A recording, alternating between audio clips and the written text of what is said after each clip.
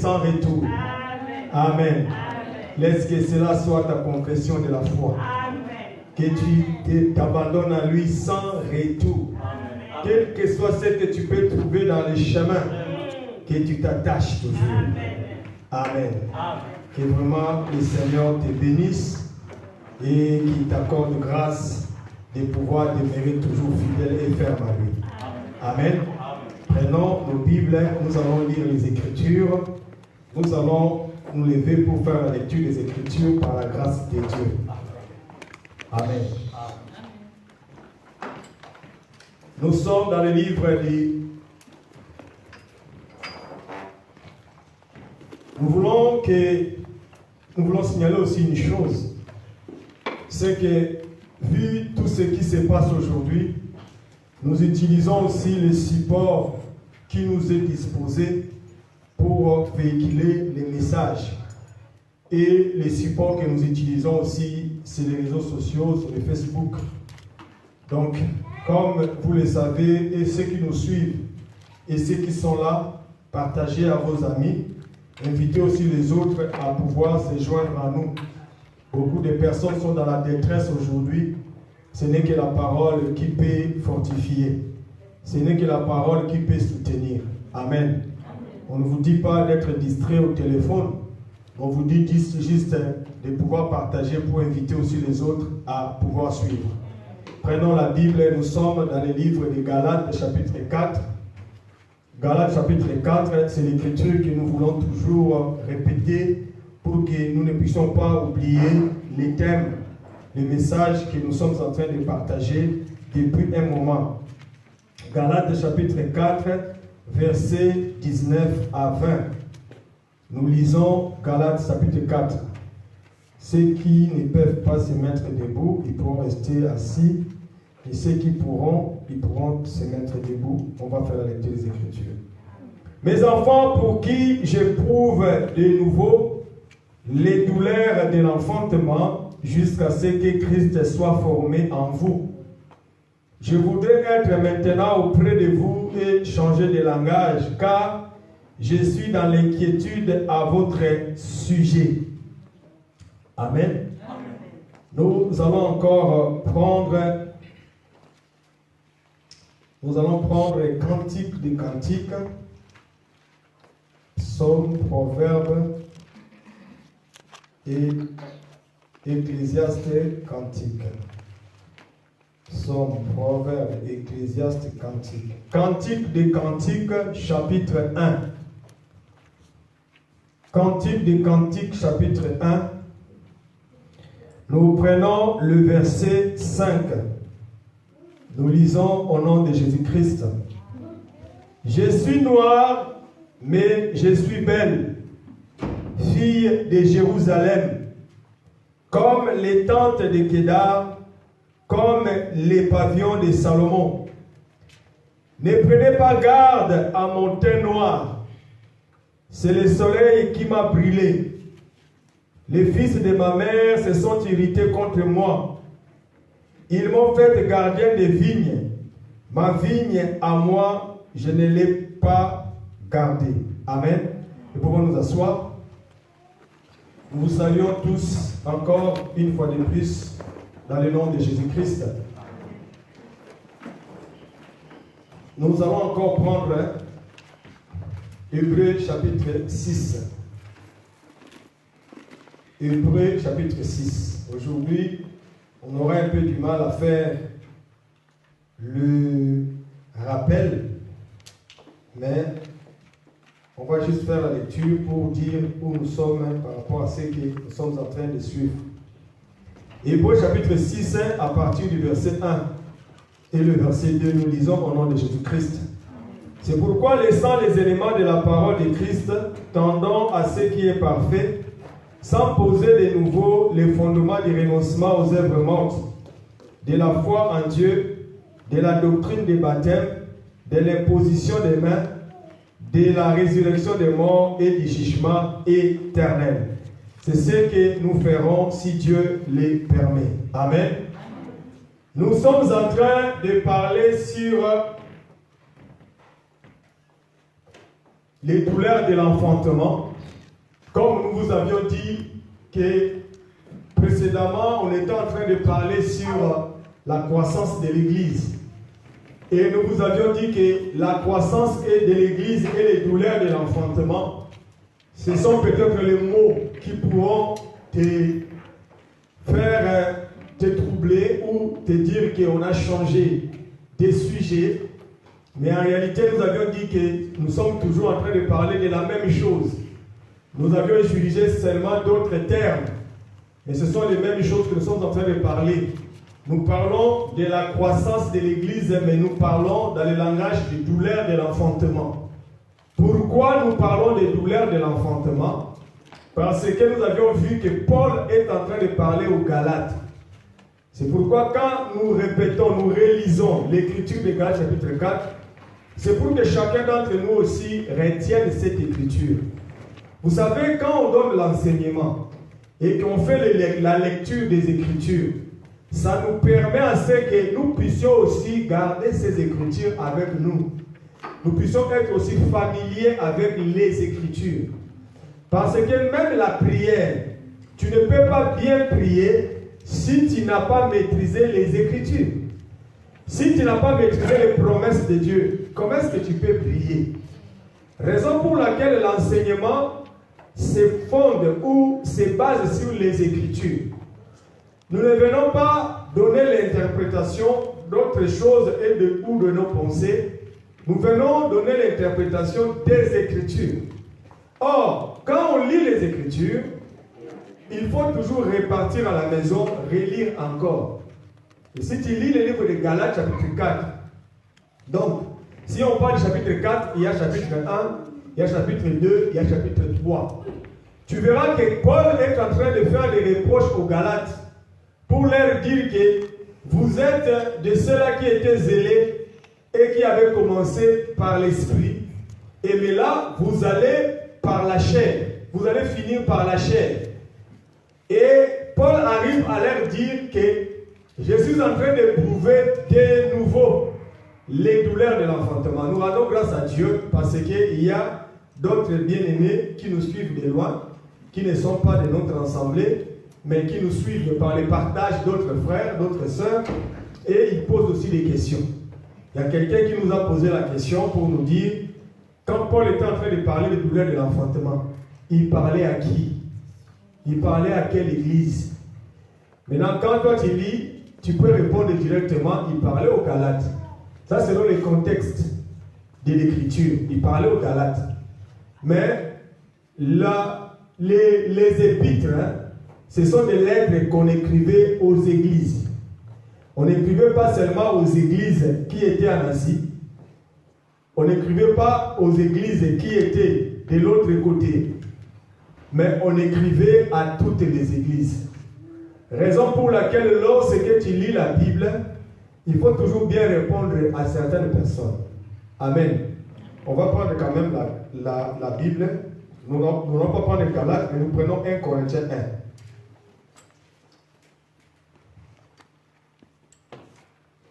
1. 1 Corinthiens chapitre 1.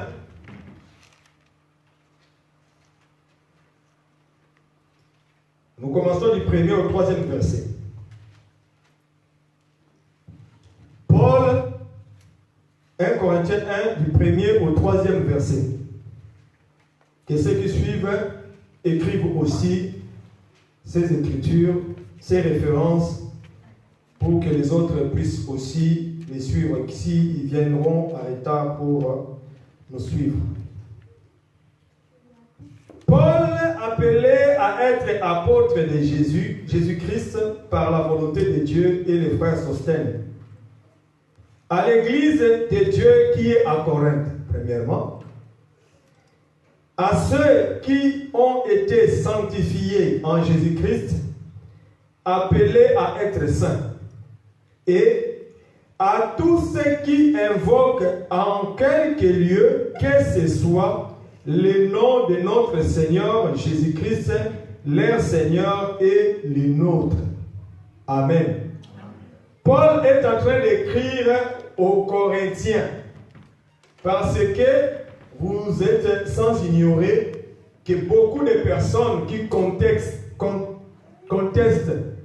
les écrits de Paul, le message de Paul, ils s'appuient en disant que quand Paul était en train de parler, il parlait aux Corinthiens. Parce qu'il y avait des problèmes à l'église de Corinthe, c'est pourquoi il parlait aux Corinthiens.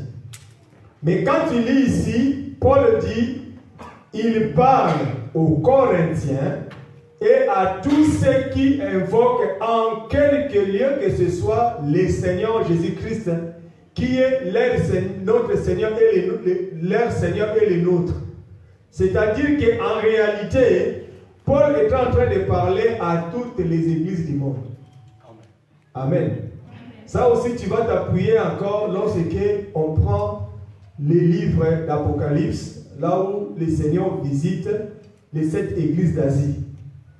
Et quand il parlait aux 7 églises d'Asie, les lettres qu'il était en train d'envoyer à l'église d'Éphèse, de Smyrne, de Pergame, de Thyatire, de Laodicée, de Sardes, toutes ces églises-là, quand on envoyait les messages devaient être lus aussi dans d'autres églises. Ça, nous avons vu aussi quand on parlait aussi dans le livre des Colossiens, on en a parlé aussi. Donc c'est tout simplement pour vous dire que quand Paul parle des douleurs de l'enfantement, dans le livre de Galates chapitre 4, il ne parlait pas qu'aux Galates, il parlait à toutes les églises. Raison pour laquelle nous aujourd'hui, nous lisons et nous sommes en train de nous appuyer aussi sur ça pour pouvoir être enseignés. Donc retiens déjà que Paul était en train de parler. Maintenant, c'est Paul-là qui parlait aujourd'hui, il n'est plus là. Maintenant, comment est-ce que nous parlons que c'est Paul qui parlait? C'est là où nous avions compris, et nous allons en parler si Dieu nous fait grâce encore aujourd'hui. C'est là où nous avons compris que le Seigneur vient prendre sa parole, il met dans un vase. Et lorsque ce vase-là fait le travail, il parle au nom du Seigneur. Il peut partir, mais le message restera intact. C'est ça aussi ce qui s'est passé dans les sacerdoces. Dans les sacerdoces, on a élevé Aaron pour pouvoir faire les sacerdoces. Il portait le vêtement sacerdotal. Mais quand Aaron était mort, Aaron n'a pas été enterré avec les vêtements. Aaron est parti, mais les vêtements sont restés. C'est-à-dire qu'en réalité, la grâce, la parole de Dieu, se porte dans un corps pour envoyer le message. C'est pourquoi nous allons en parler aussi, que celui qui apporte le message de Dieu, il ne peut pas croire qu'il est le premier ou il sera le dernier. Il n'est qu'un instrument que Dieu utilise. Raison pour laquelle il travaille aussi pour son salut. Amen. C'est Paul même a dit que je travaille afin que moi-même je ne sois pas rejeté. Donc c'est là où nous comprenons que quand le message est en train d'envoyer à l'église de Galates, c'est Paul était en train de parler, le Saint-Esprit qui parlait, c'est le ministère qui parle. Or, le ministère était en train de pouvoir, Paul était en train de parler sur les douleurs de l'enfantement qu'il éprouve de nouveau. Nous avions déjà dit avec vous, éprouver des douleurs de l'enfantement, c'est-à-dire qu'il passe par les temps difficiles. Éprouver quelque chose, c'est être dans la peine, dans la douleur. Comme vous le savez, une femme, quand elle veut accoucher ou elle a les douleurs de l'enfantement, c'est une épreuve difficile.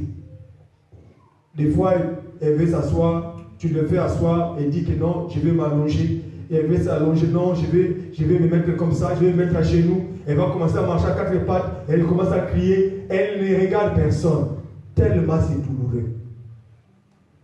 Maintenant, quand Paul est en train de parler, la Bible dit, j'éprouve de nouveau. C'est là que nous avions dit, douleur de l'enfantement et douleur de l'enfantement. Donc il a éprouvé, il éprouve encore les douleurs de l'enfantement. Nous vous avions expliqué cela quand nous avions parlé de la naissance de Benjamin, fils de la mère, fils du père. Alors, nous sommes partis avec vous jusqu'à ce que nous sommes arrivés sur les éléments de la parole. Nous avions dit que les éléments de la parole nous permettent à ce que nous puissions voir la manifestation d'hommes nouveaux, la naissance nouvelle. Parce qu'on ne peut pas hériter les royaumes si on n'a pas encore expérimenté la nouvelle naissance. C'est ce que le Seigneur dit à Nicodème. Et nous avions dit que pour qu'on dise qu'il y a une nouvelle naissance, on doit voir les signes. Et c'est ces signes-là que nous sommes en train d'apprendre avec vous, qui manifestent que réellement un homme nouveau est manifesté en ces lieux. Et ces signes-là, c'est ce que nous sommes en train de parler sur les éléments de la parole, que Paul a assimilé aussi au lait maternel. Les laits que Paul a assimilés, Paul a dit que ce sont des choses que nous avons à pouvoir connaître dès le départ. Donc lorsqu'il y a manifestation de la naissance, les éléments-là doivent accompagner pour montrer qu'il y a réellement la naissance. Or, le lait est donné aux enfants. Le lait est donné aux bébés. Et le dimanche dernier, nous vous avions dit que le lait, on ne donne pas que aux enfants. Parce que les adultes prennent aussi du lait. Si tu ne prends pas du lait comme ça, tu peux le prendre en produit laitier. Amen. Amen. Tu prends le yaourt, c'est le produit laitier. Tu prends le fromage, c'est le produit laitier. Beaucoup de choses que tu prends du lait, mais qui est mélangé dans autre aliment. C'est ce que nous disons, c'est ce que nous appelons les rappels. Donc ça veut dire que nous vous enseignons des choses, même si tu es grand, même si tu as déjà écouté. Mais de temps en temps, on fait aussi les rappels. Les rappels nous sont toujours utiles.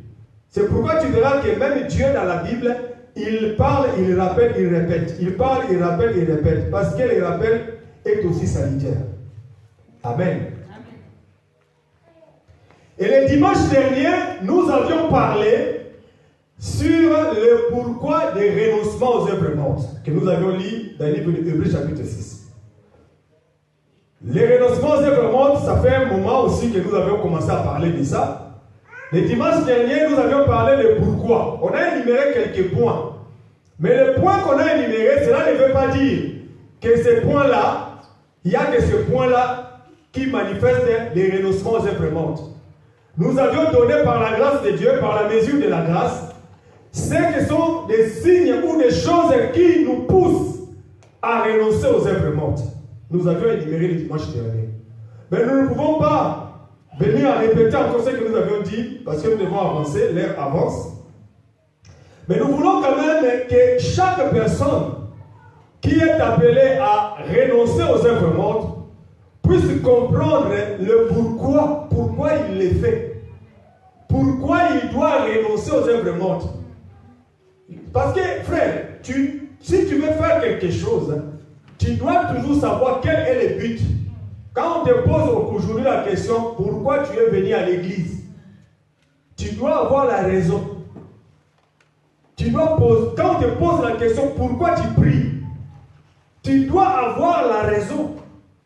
Tu ne peux pas venir prier et qu'on te demande pourquoi tu pries, tu ne sais pas répondre.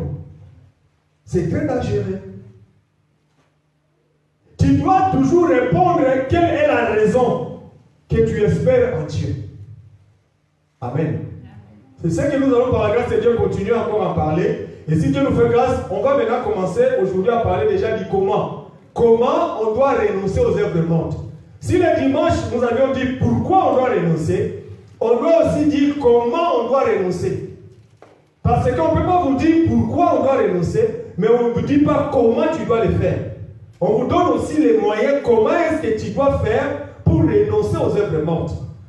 Tu es né dans le péché, conçu dans l'iniquité, mais quand tu manifestes cette nature adamique, Dieu t'appelle à ce que tu renonces à cette nature pour porter une nouvelle nature. Pourquoi nous renonçons aux œuvres mortes?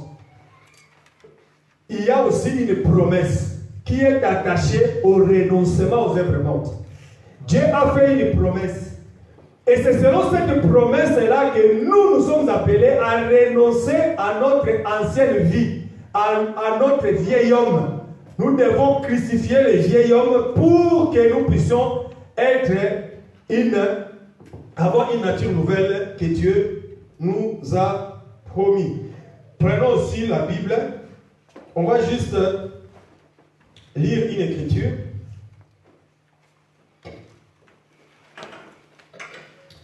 Prenons Jérémie.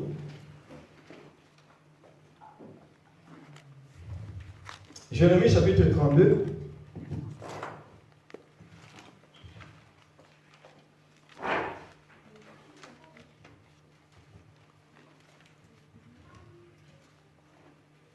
Jérémie chapitre 32. Nous prenons le verset, nous commençons au verset 10.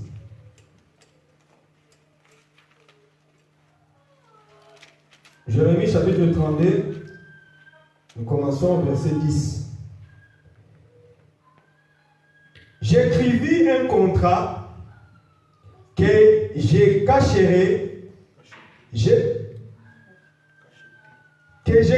merci mon frère, que j'ai cacheté, j'ai pris des témoins et j'ai pesé l'argent dans une balance.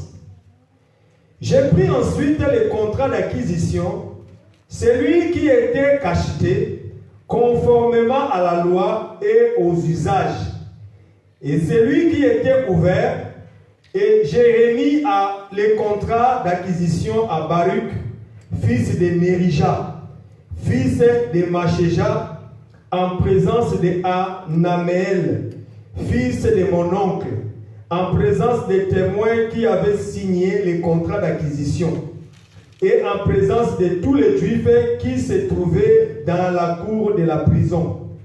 Et j'ai donné devant eux cet ordre à Baruch. Ainsi parle l'Éternel des armées, le Dieu d'Israël. Prends ces écrits, ces contrats d'acquisition, celui qui est cacheté et celui qui est ouvert, et mets-les dans un vase de terre, afin qu'ils se conservent longtemps. Car ainsi parle l'Éternel des armées, Dieu d'Israël, on achètera encore des maisons et des champs et des vignes dans ces pays. Amen. Prenons encore Job chapitre 10. Job chapitre 10. Nous disons pourquoi nous sommes en train de pouvoir renoncer aux œuvres mortes.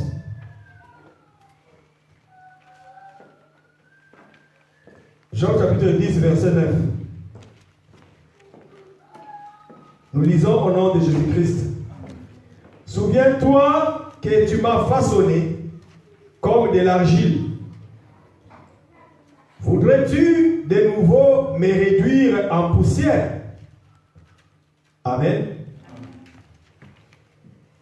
Si nous prenons ces écritures, pour finir, prenons Ézéchiel, comme ça on va prendre toutes les trois écritures là, toutes les trois écritures. Ça va nous permettre à ce que nous puissions maintenant vous expliquer ce que nous voulons dire. Prenons encore Ézéchiel chapitre 32.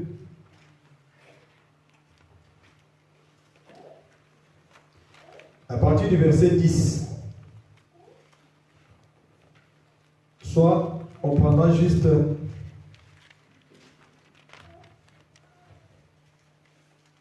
non, prenons Ézéchiel 36. Ézéchiel 36.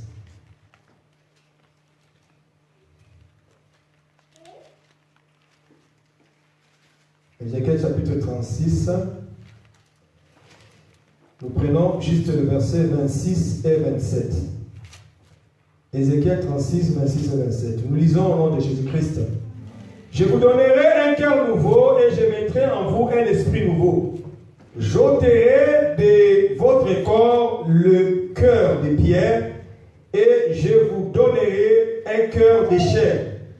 Je mettrai mon esprit en vous et je ferai en sorte que vous suiviez mes ordonnances et que vous observiez et pratiquiez mes lois. Amen. Ici, nous sommes en train de voir le renoncement aux œuvres mortes. Nous parlons du renoncement aux œuvres mortes. Mais là, on nous parle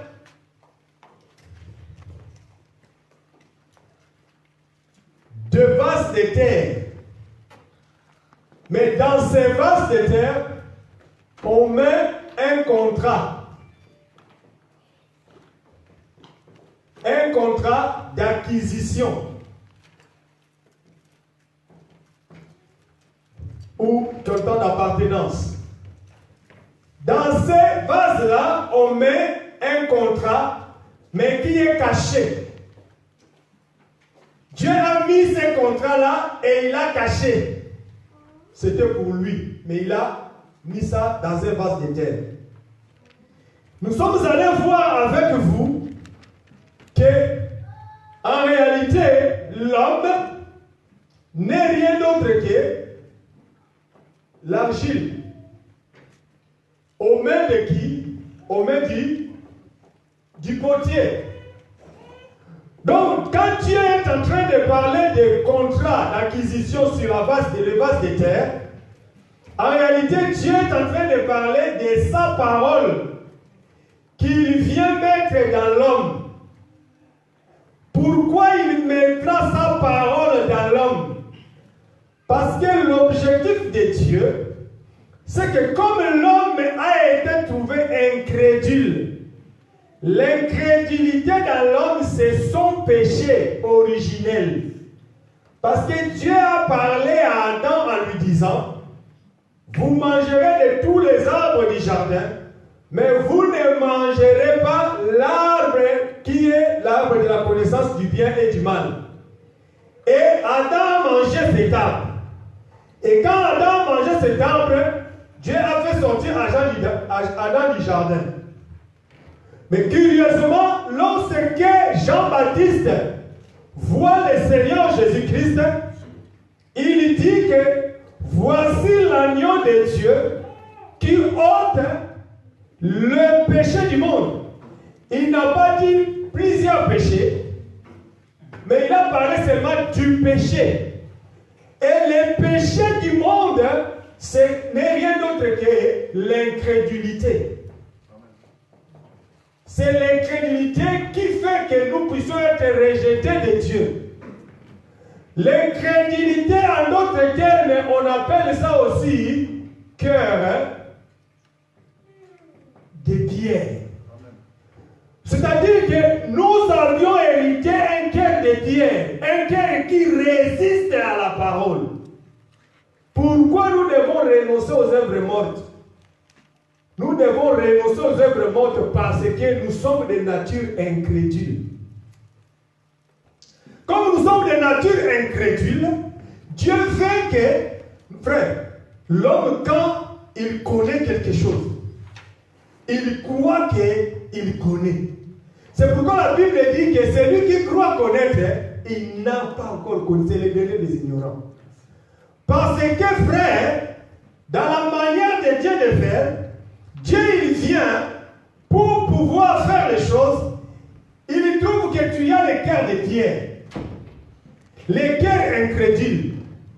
Or, le Seigneur vient, il veut que tu puisses acquérir le cœur de chair. C'est ça l'objectif de la parole. La parole vient pour t'accorder le cœur de chair, le cœur qui est sensible à la parole. Pourquoi? Parce que l'objectif des cœurs de chair, c'est pour que le cœur de chair a pour objectif recevoir l'Esprit de Dieu. Amen. Amen. Donc, c'est-à-dire que si tu n'as pas encore reçu le cœur de chair, l'esprit ne viendra pas. Amen. On va encore en parler. Si Dieu nous fait grâce, quand on va continuer. L'esprit de Dieu ne viendra pas habiter là où il y a l'incrédulité.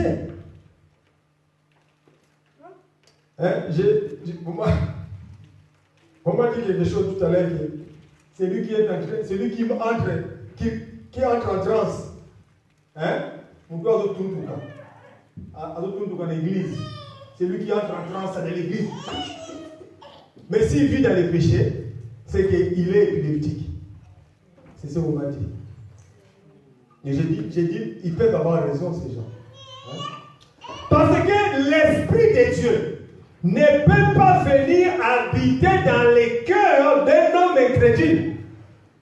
L'Esprit de Dieu ne peut pas venir habiter là où il y a encore les péchés. Amen. Tu vas comprendre.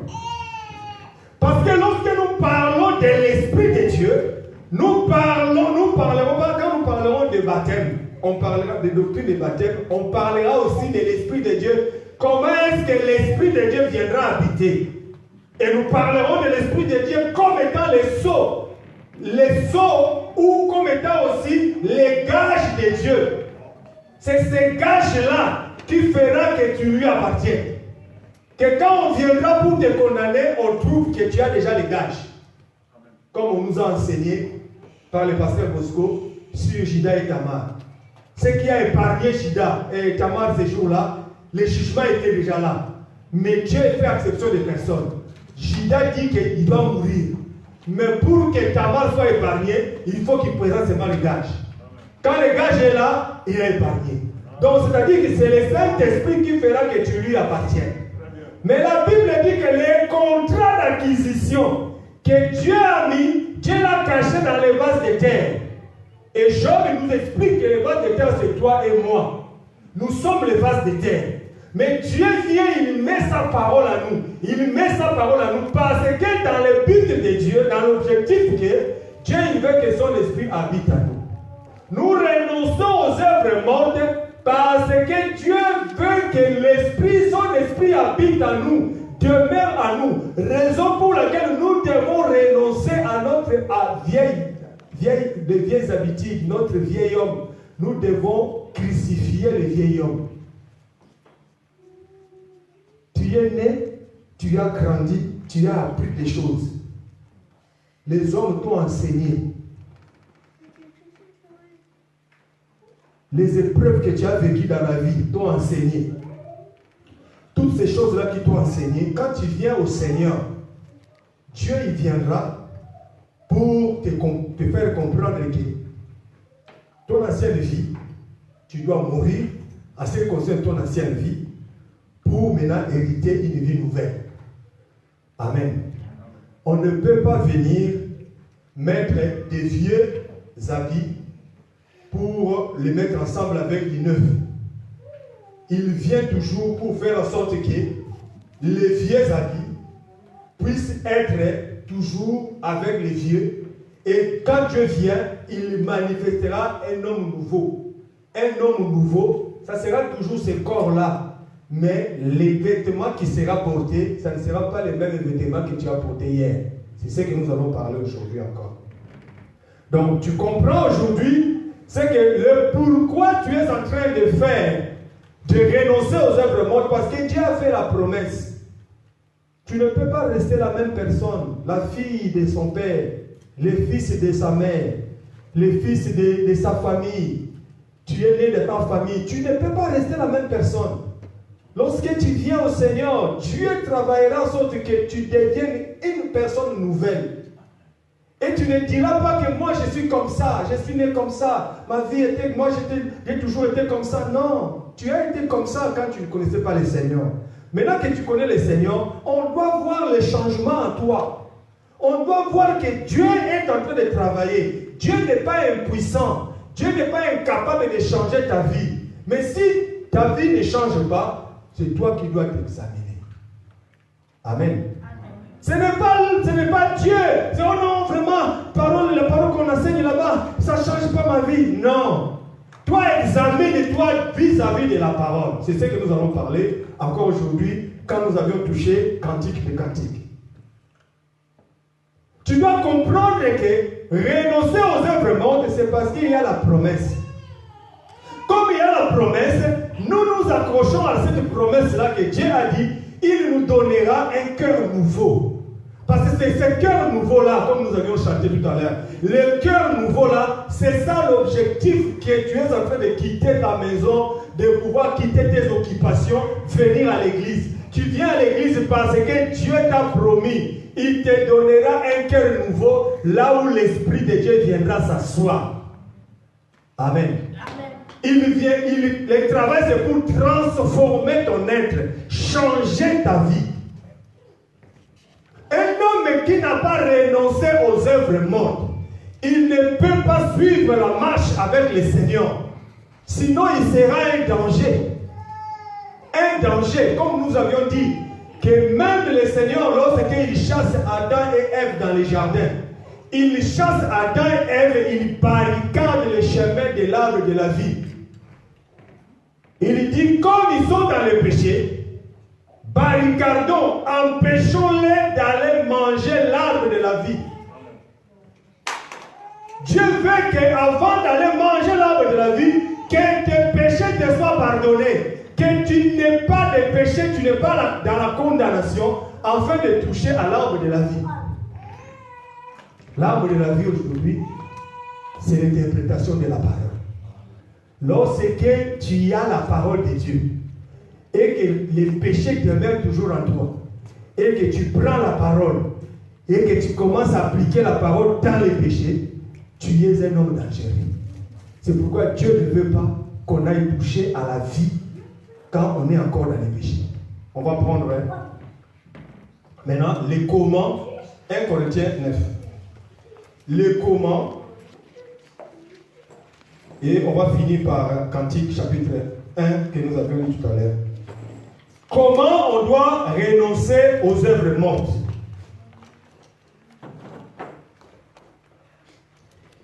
« 1 Corinthiens chapitre 9.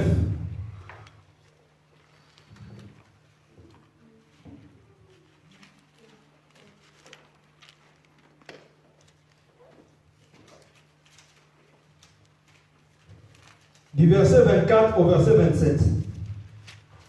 1 Corinthiens 9, du verset 24 au verset 27. Nous lisons au nom de Jésus-Christ. 1 Corinthiens 9, 24 à 27. Ne savez-vous pas que ceux qui courent dans les stades courent tous, mais qu'un seul remporte le prix? Courez de manière à les remporter. Tous ceux qui combattent s'imposent toute espèce d'abstinence et ils le font pour obtenir une couronne corruptible. Mais nous, faisons-le pour une couronne incorruptible. Moi donc, je cours, non pas comme à l'aventure, je frappe, non pas comme battant l'air, mais je traite durement mon corps et je le tiens assujetti de peur d'être moi-même rejeté après avoir prêché aux autres. 2 Corinthiens chapitre 6. 2 Corinthiens chapitre 6.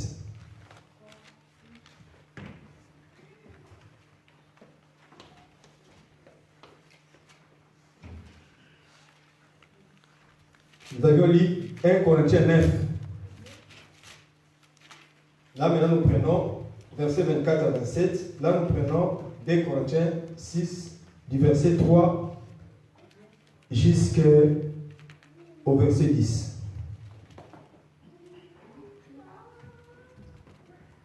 Nous ne donnons aucun sujet de scandale en quoi que ce soit, afin que le ministère ne soit pas un objet de blâme.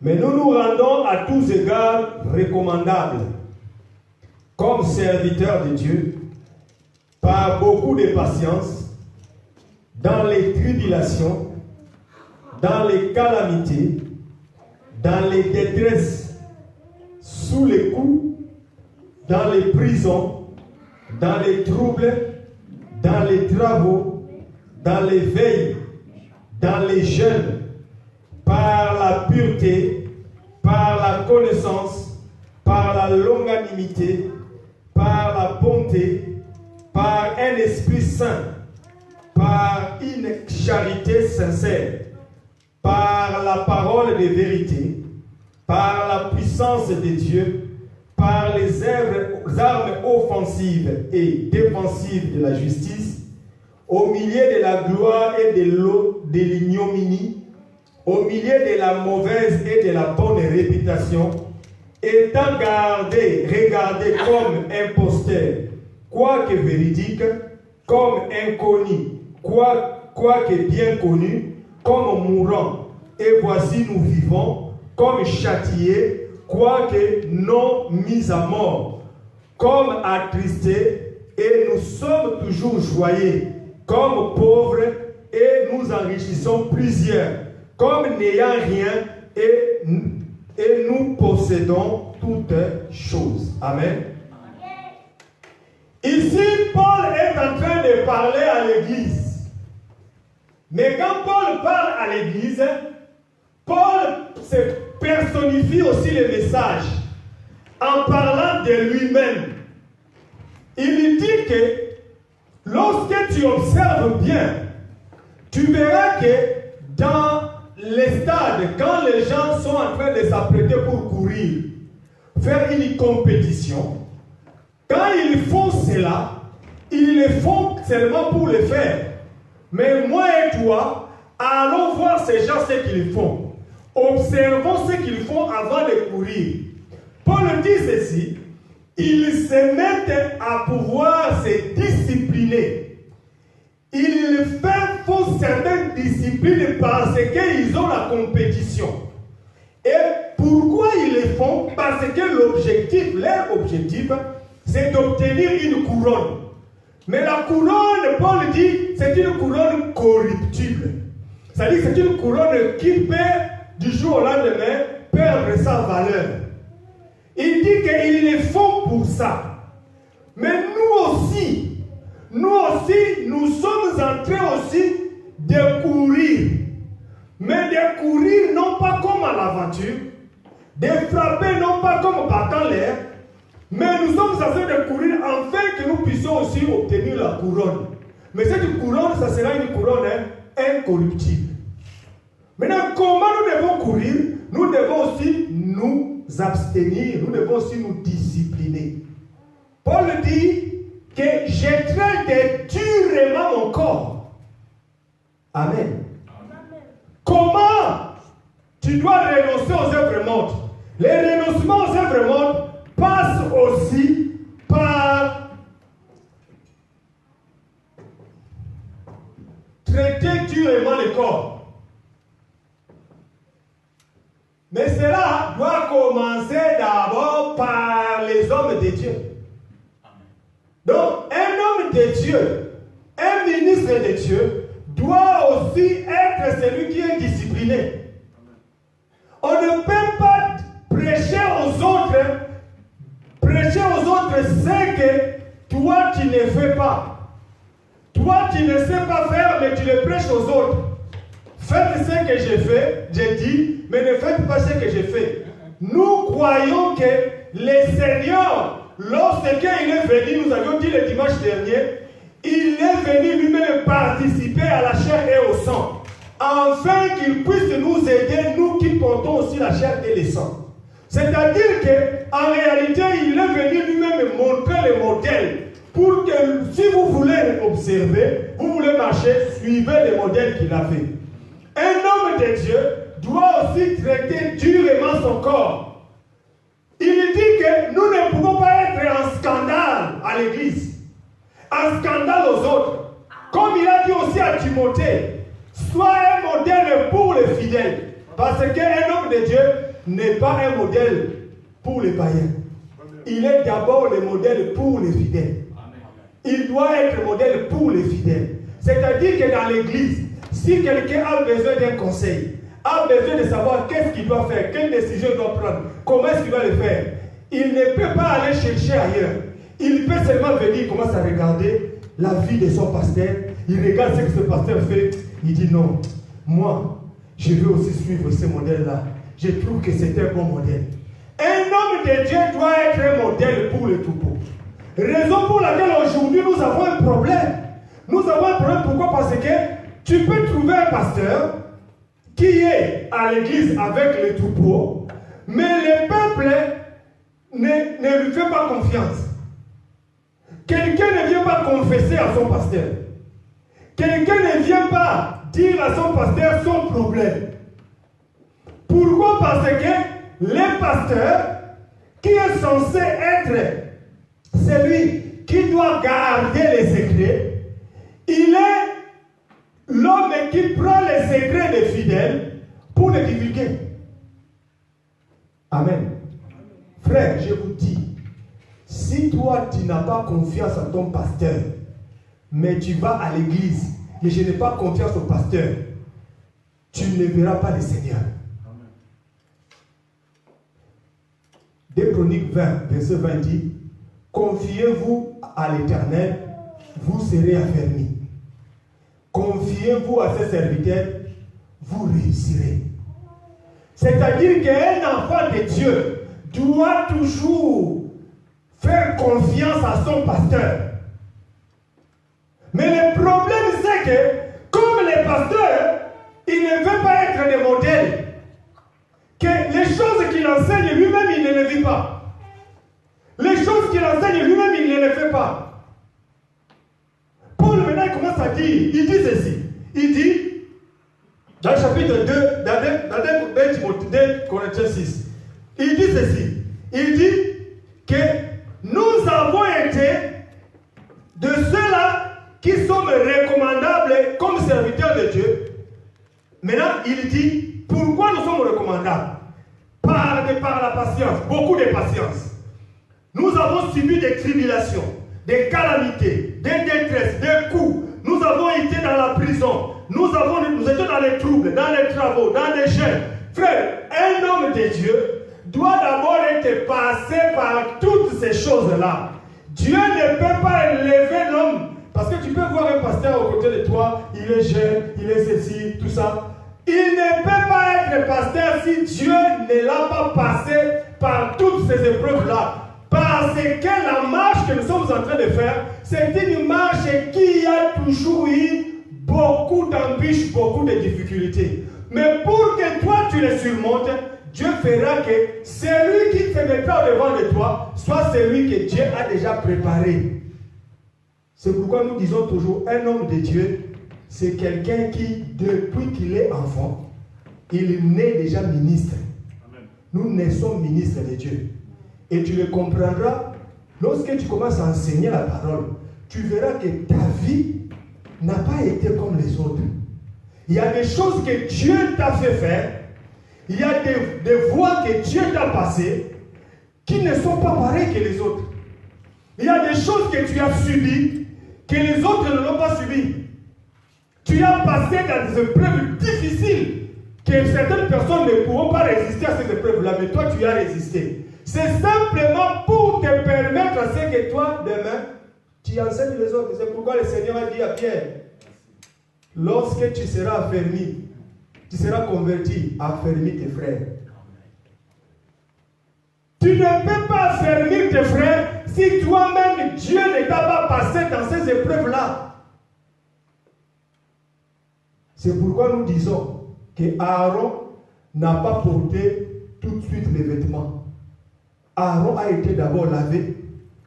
Aaron a mis le caleçon et il a mis les vêtements après. Amen. Un homme de Dieu doit d'abord commencer par être converti. Nous devons toujours savoir que nous sommes appelés à être les modèles pour le troupeau. Les modèles en tout. Les modèles dans la pureté. Frère, tu peux trouver un homme de Dieu. qui est dans la faiblesse. Elle a un problème avec son mari. Elle s'approche pour demander de l'aide au pasteur.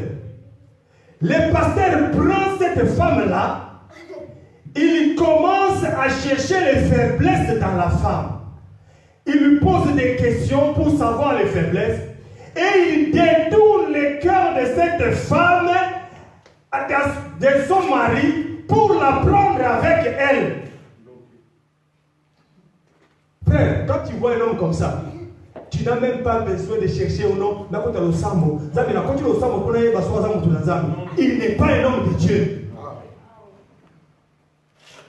Si quelqu'un est dans la faiblesse, toi tu cherches à trouver les faiblesses, les failles de la personne, pour chercher comment est-ce que tu vas les détruire, comment est-ce que tu vas lui faire du mal. Tu n'es pas de Dieu.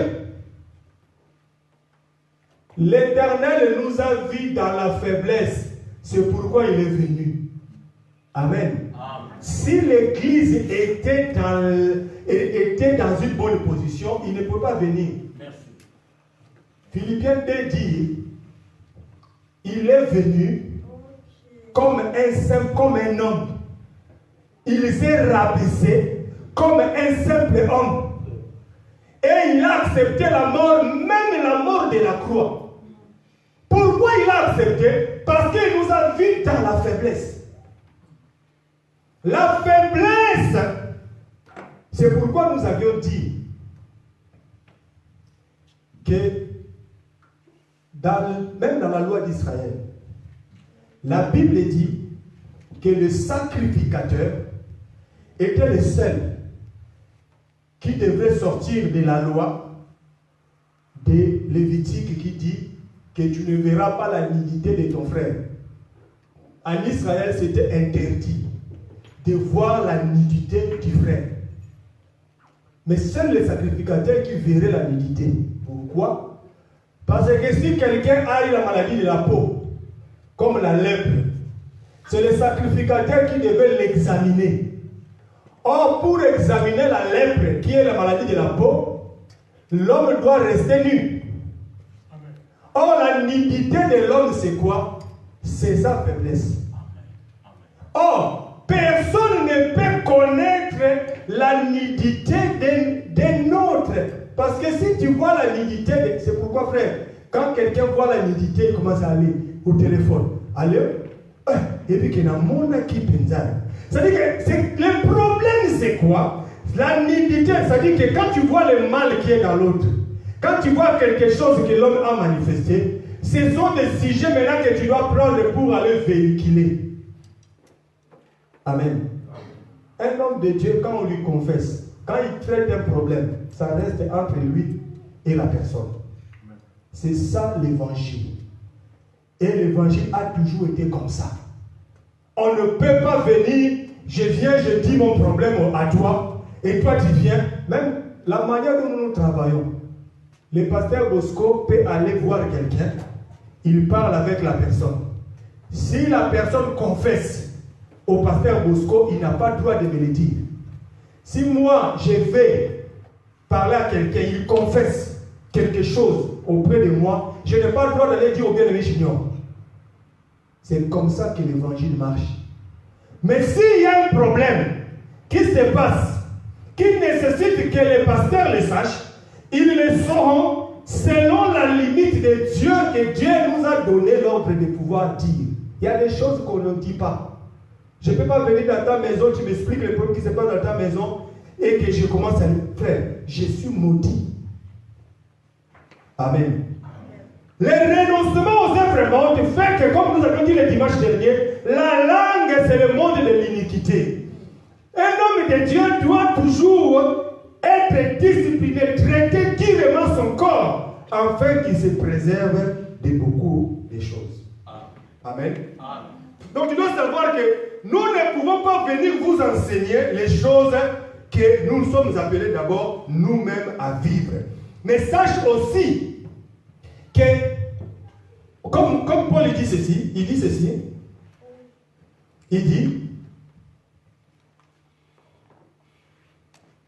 verset 8, il dit, au milieu de la gloire et de l'ignominie, Un homme de Dieu, il s'habitue à tout. Il n'est pas celui qui aime toujours et quand tout va bien. Non.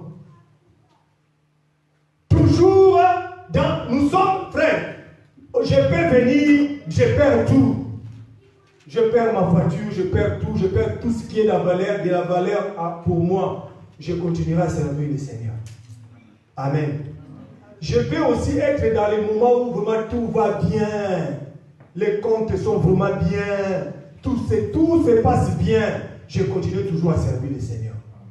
Mais la Bible dit ceci, qu'au milieu de la gloire et de l'ignominie, on doit servir le Seigneur.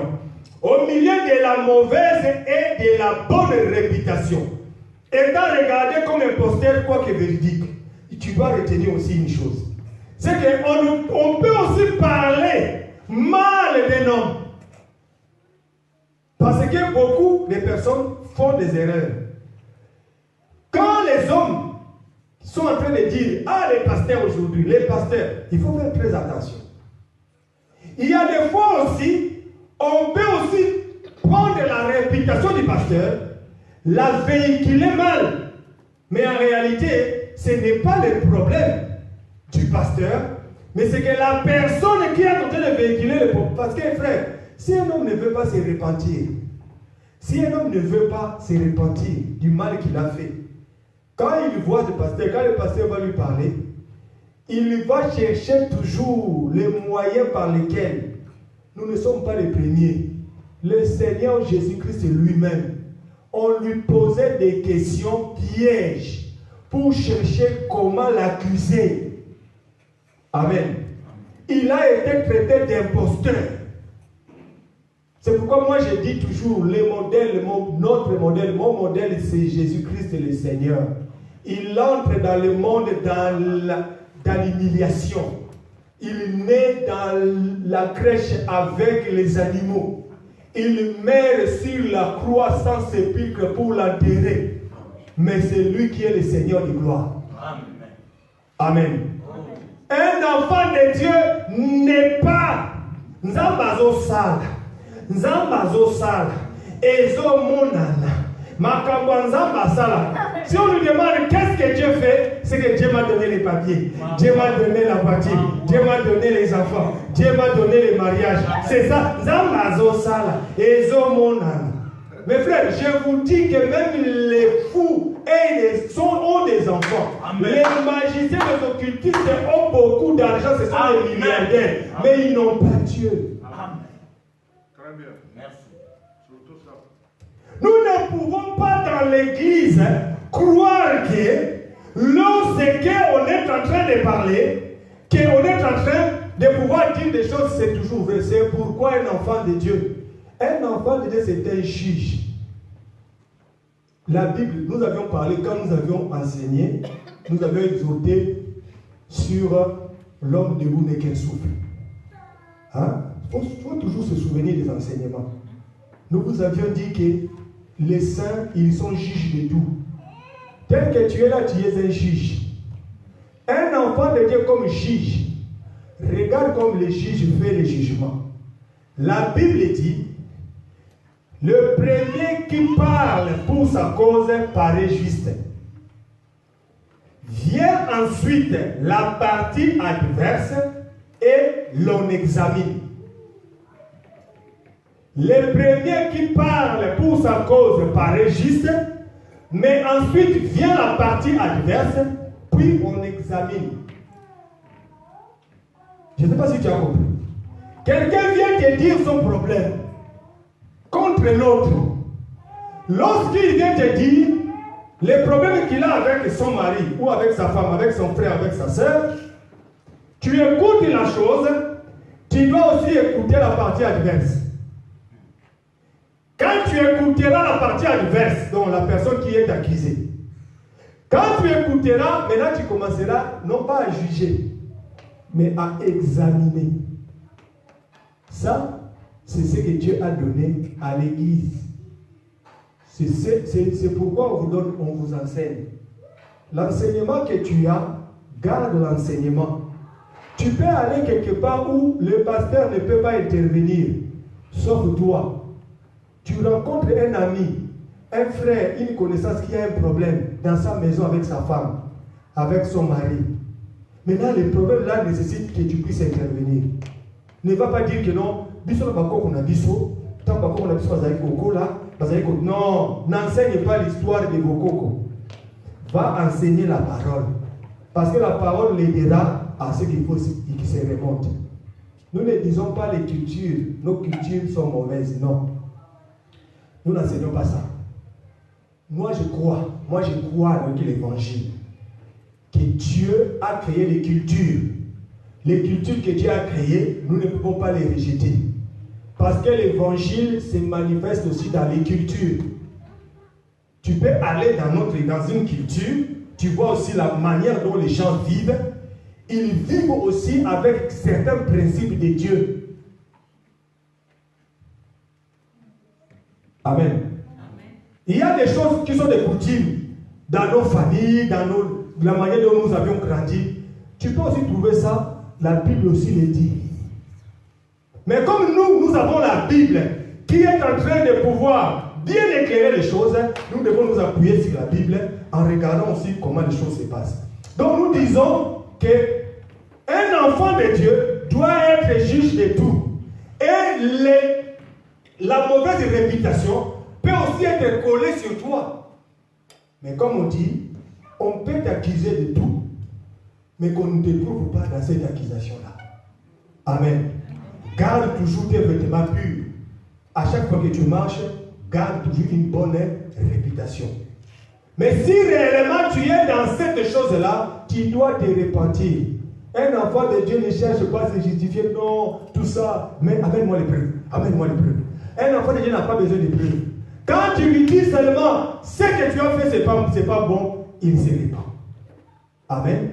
C'est ça un enfant de Dieu. Et c'est comme ça qu'on parle de renoncement aux œuvres mortes. Renoncer aux œuvres mortes, c'est aussi avoir l'humilité du Seigneur.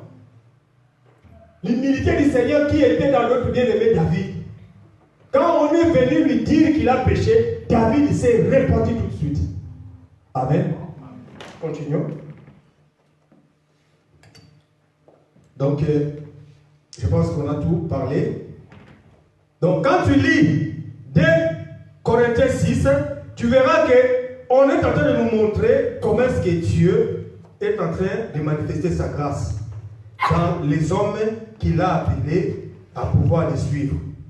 Au verset 10, pour finir, on dit « Comme attristés, et nous sommes toujours joyeux. Comme pauvres, mais nous enrichissons plusieurs. » Amen. Nous sommes considérés comme des balayures de ce monde. Les gens qu'on ne considère pas. C'est pourquoi un pasteur, quand il fait le travail, il ne fait pas le travail pour que les gens soient reconnaissants. Un pasteur, quand il fait le travail, il le fait seulement parce que Dieu lui demande de le faire. Mais pasteur, il peut être là, quand tu as besoin de lui, tu l'embêtes tous les jours, tu l'appelles tout le temps, tu l'appelles. Mais les jours où tu trouves solution à ton problème, tu n'appelles plus le pasteur. Or, le pasteur fait ce travail-là, pourquoi? Parce que c'est une recommandation du serviteur. Nous sommes que des serviteurs inutiles. Mais la Bible aussi appelle aux enfants de Dieu à être reconnaissants. Amen. Et la Bible dit, comme n'ayant rien, et nous possédons toutes choses. Un enfant de Dieu, un homme de Dieu, il ne se plaît pas. Il est toujours joyeux, même quand il y a la détresse, même quand il y a la tristesse, il est toujours joyeux. Il est toujours content de ce que Dieu lui donne. Ce que Dieu te donne, c'est ce que tu dois te contenter de cela. C'est là pourquoi, c'est pour être aussi le modèle pour l'Église. Maintenant, prenons Cantique que nous avons lu pour finir. Cantique chapitre 1. Cantique de Cantique chapitre 1. Au verset 5.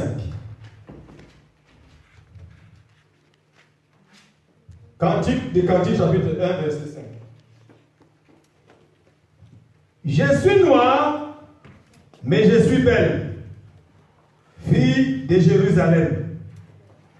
Comme les tentes de Kédar, comme les pavillons de Salomon. Ne prenez pas garde à mon teint noir. C'est le soleil qui m'a brûlé. Les fils de ma mère se sont irrités contre moi. Ils m'ont fait gardienne des vignes. Ma vigne à moi, je ne l'ai pas regardée. Nous vous avions expliqué comment est-ce qu'on doit renoncer aux œuvres mortes. Tu as compris que tu dois traiter durement ton corps. Et ici aussi, le renoncement aux œuvres mortes doit se passer aussi, c'est-à-dire que tu dois t'exposer au soleil. Le renoncement aux œuvres mortes, faisons un effort.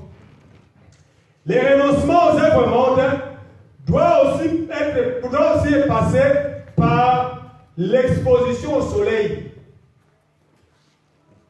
Tu dois te laisser exposer au soleil. Hein? Comme on dit, tu vas te bronzer. Hein? Mais c'est que celui qui est déjà bronzé, il ne peut plus se bronzer. Le renoncement, comment c'est renoncer aux œuvres mortes? C'est en se laissant exposer au soleil. Cantique des Cantiques nous dit ceci. La Sulamite est en train de parler en disant que je suis noir, mais je suis belle. Je suis noir, mais je suis belle.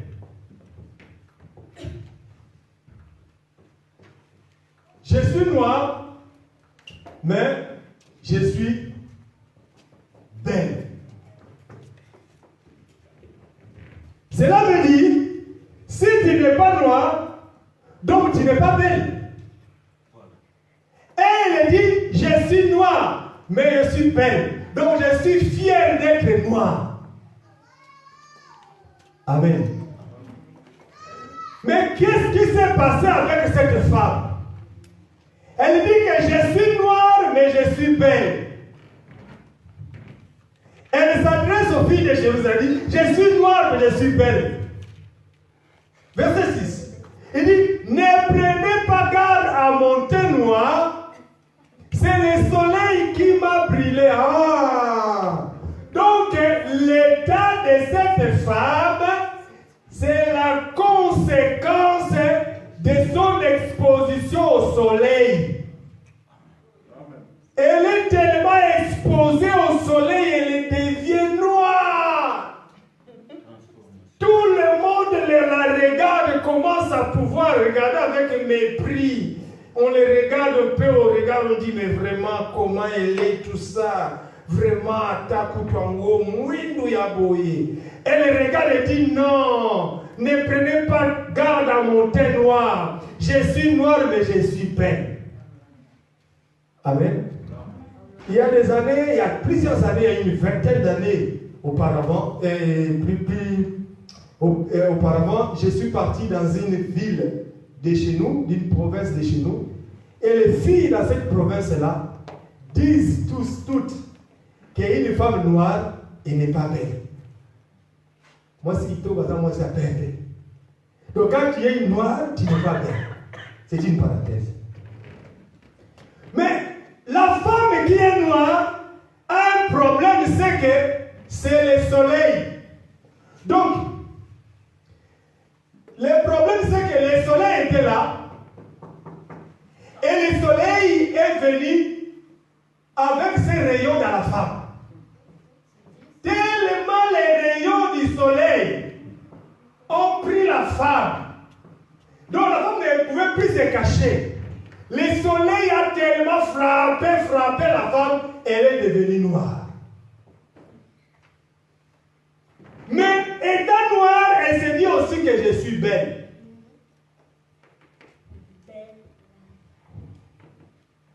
Maintenant, regardez. La Bible donne la réponse aussi aux questions que nous pouvons nous poser. Qu'est-ce que la Bible appelle le soleil? Le soleil, c'est qui? Ou c'est quoi le soleil? Qu'est-ce que la Bible appelle les soleils? Qui est-ce qui est les soleils? Psaume chapitre 19, que tu vas lire, parce qu'on va avancer, on ne va pas beaucoup tout lire. Psaume chapitre 19, je donne juste le verset, tu vas lire. Psaume 19,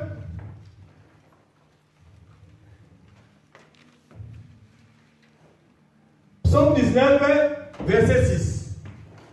La Bible dit, les soleils, à partir du verset 6, Psaume 19, on va lire quand même, on va lire ça quand même. Psaume chapitre 19, verset 6 à 7.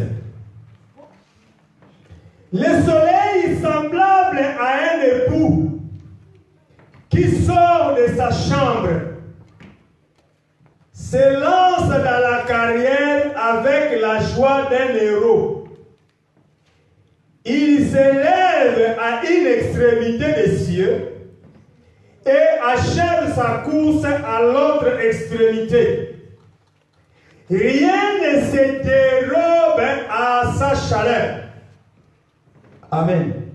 Lorsque le soleil sort le matin, la Bible dit que le soleil est semblable à un époux qui sort le matin dans sa chambre et se lance dans la carrière avec la joie d'un héros.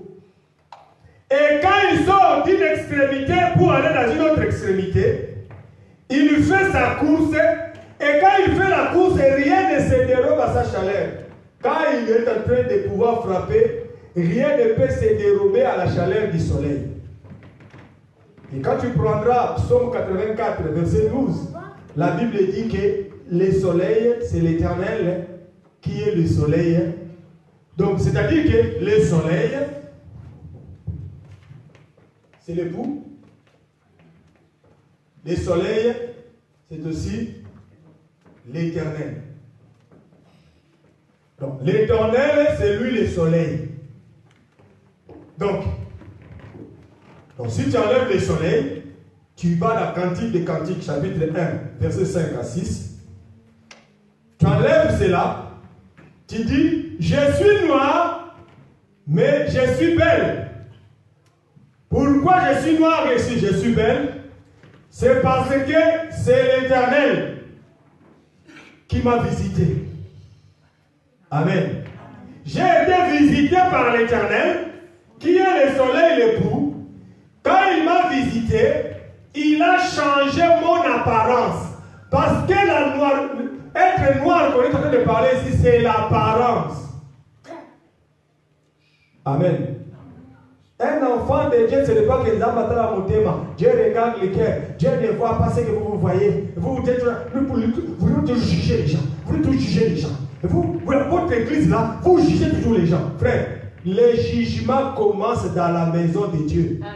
Si toi, tu n'aimes pas les jugements, donc la vie, tu n'es pas encore dans l'église.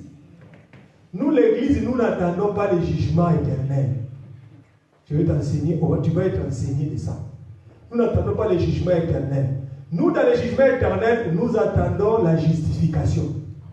Parce que nous sommes jugés maintenant. C'est maintenant que Dieu nous condamne, Dieu nous dit faites ceci, ne faites pas ça, ce que tu as fait, ce n'est pas bon. Tout ça, on te sanctionne. Des fois, on peut être durement, on peut te traiter durement. Et quand on te traite durement, il ne faut pas dire que non. Regarde, que cette église va rater. Le pasteur va aller au Sakanabato. Parce que moi, je ne dirai pas ça. Frère, je te dis, frère, lorsque tu es en train de pouvoir te laisser sous la conduite du soleil, sache que le soleil viendra pour faire le travail dans ta vie. Et le travail du soleil, tu dois te laisser exposer au soleil. Tu ne peux pas te faire de non, moi, ngai parapluie kaka, parasoleil. Quand le soleil est là, toi tu es toujours parasoleil. Eh, il fait chaud, hein? On va cacher le soleil. Parasoleil. Non! Tu ne seras pas noir. Si tu te caches au soleil, au casquette, tu mets une casquette. Parce que c'est le soleil. Tu ne seras pas noir. Expose-toi au soleil. Parce que le soleil changera ton apparence. L'apparence que tu manifestes, cette apparence-là exprime l'intérieur. Amen. C'est pourquoi nous écoutons l'enseignement. L'enseignement vient changer ton cœur. C'est pourquoi nous disons, nous n'avons pas besoin de te dire, de te faire des gymnastiques. Nous voulons t'enseigner jusqu'à ce que tu puisses bien comprendre. Il y a des choses qui doivent tomber en toi. Amen. Qui doivent tomber en toi sans effort. Quand on te pose la question, pourquoi tu fais ceci? Pourquoi tu fais cela? Souvent tu regardes les filles de Jérusalem. Quand tu les regardes, tu dis, ah, elle aussi s'habille comme ça. Mais Nicolo, on début de battre, n'attend. On a n'attend. Parce que par exemple, n'attend. C'est-à-dire que des fois tu regardes les filles de Jérusalem. Quand tu regardes les filles de Jérusalem, tu peux te comparer à elles. Je vous dis, moi je dis toujours, quand je parle de l'habillement, je dis toujours que dans notre église, nous avons des frères et des sœurs, surtout aujourd'hui, j'ai vu des sœurs, des frères qui sont très très bien habillés. Très très bien habillés. Et je dis gloire au Seigneur. Nous ne sommes pas contre les frères qui s'habillent bien. Nous ne sommes pas contre ça. Mais ce que nous disons, c'est qu'il y a habit et habit. Il y a des choses qu'un enfant de Dieu ne peut pas mettre. Surtout si ces choses-là sont contre la doctrine. Amen. Parce qu'il y a certaines choses, lorsque tu les mets, tu t'exposes, tu exposes ton corps. Quand tu exposes ton corps, tu es assimilé à d'autres personnes qui ne sont pas enfants de Dieu. À quoi servent toutes ces choses? Je suis noire, je suis belle. Pourquoi? Parce que je me suis laissé. On va finir par là. Hébreux 4. Il est déjà presque l'heure. Hébreux chapitre 4, verset 12 à 13. Hébreux 4, 12 à 13. On va finir par là.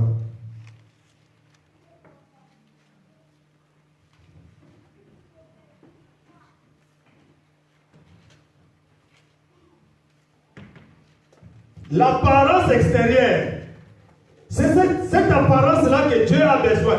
Et vous devez savoir, l'apparence qu'on est en train de parler ici est assimilée aux vêtements.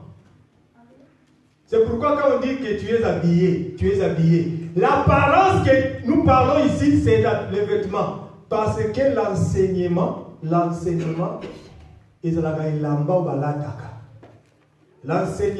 c'est l'habit qu'on rêvait.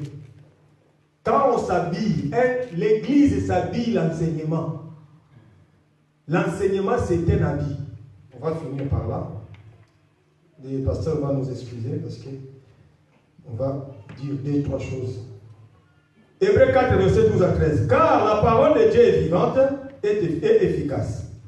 Plus tranchante qu'une épée quelconque à deux tranchants, pénétrante jusqu'à partager âme et esprit, jointure et moelle, elle juge les sentiments et les pensées du cœur.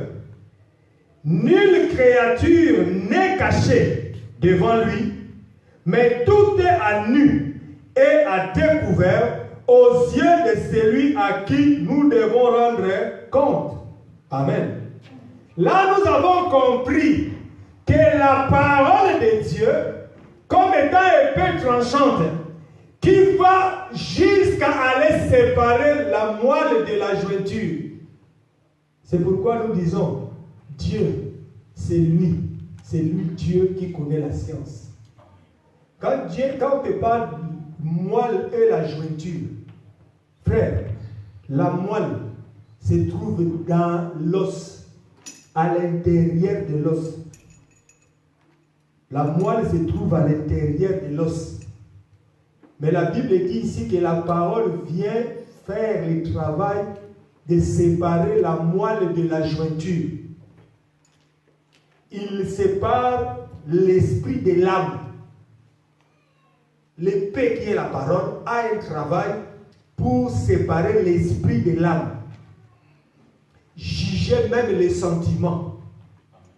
Tu peux être là, on est en train d'enseigner, mais tu as des sentiments. La parole vient juger tes sentiments. Tu peux avoir des réflexions, des pensées, tout ça, mais quand la parole vient, elle te juge. Mais le problème, c'est que ne vois pas l'homme qui parle. Toi, le problème, expose-toi à la chaleur du soleil. Soumets-toi à la parole. C'est ça ce que ça veut dire. S'exposer à la chaleur du soleil, c'est se soumettre à la parole. Frère, c'est la soumission. Le soleil te frappe, mais ne fuis pas. Laisse-toi exposer.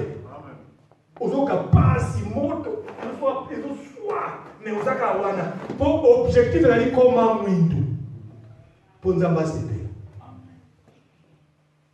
Amen. Ne fuis pas la parole. Parce qu'un homme de Dieu n'est pas là pour te flatter.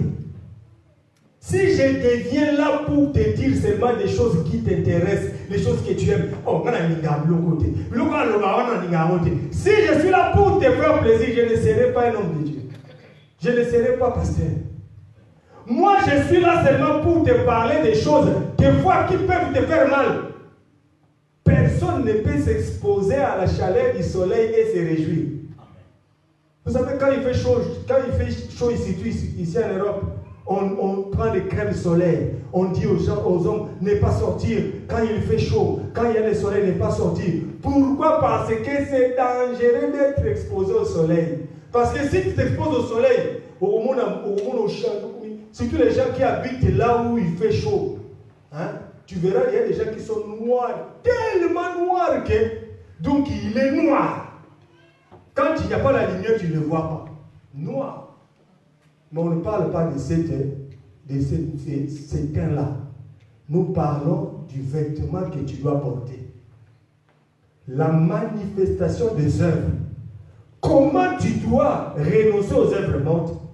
Tu dois te laisser te soumettre à la parole. Même si la parole te fait mal, soumets-toi à la parole. Parce que dans l'église du Seigneur, il y a une différence. Quand tu regardes dans la Bible, dans le livre d'Apocalypse, chapitre 17, on nous parle des vêtements qu'avait porté la prostituée.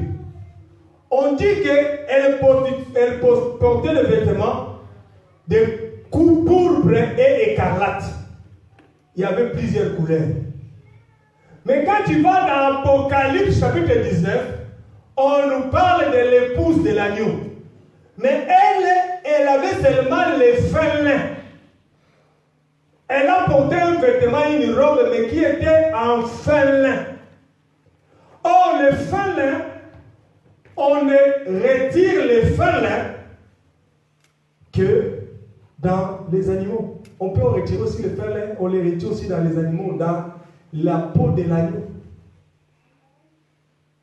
Cela veut dire qu'en réalité, ce que toi tu manifestes, ce que toi tu portes aujourd'hui, c'est l'enseignement. C'est pourquoi Paul dit, soyez revêtus de Christ. L'église du Seigneur doit être revêtue de Christ. Tu ne peux pas te comporter comme tout le monde. Tu ne peux pas faire les choses comme tout le monde. Parce que toi, tu es l'église du Seigneur. Or, dans l'église du monde, la Bible dit que la prostituée d'Apocalypse 17 avait aussi le vêtement. Plusieurs couleurs, plusieurs enseignements. Ils ont aussi leurs enseignements, frères. Et dans leur enseignement, ils n'acceptent pas la vérité.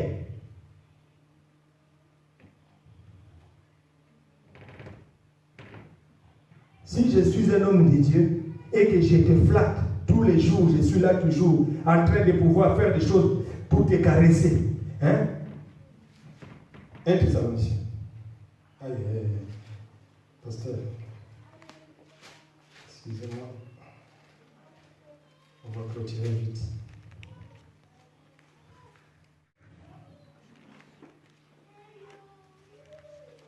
Un Thessaloniciens.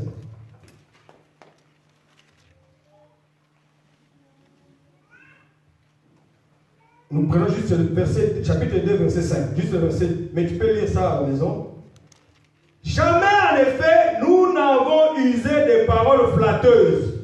Comme vous le savez, jamais nous n'avons eu la cupidité pour mobile. Dieu en est témoin. Nous ne sommes pas là pour vous flatter, pour vous caresser. Mais nous sommes là pour vous présenter l'enseignement, l'évangile qui, même s'il fait mal, laisse-toi seulement, soumets-toi à l'évangile. Dieu te bénira, Dieu changera ta vie. On ne se bat pas, comme nous avions dit, accorde-toi promptement avec ton adversaire. Tu as déjà été enseigné, Matthieu chapitre 5. Ce qui est commis adversaire, il y a les commis à Olonga. Quand tu es l'adversaire de l'enseignement va toujours avoir la victoire sur toi. Soumets-toi à la vérité, parce que la vérité te tue et elle triomphe toujours. Amen. On va se lever, on va prier.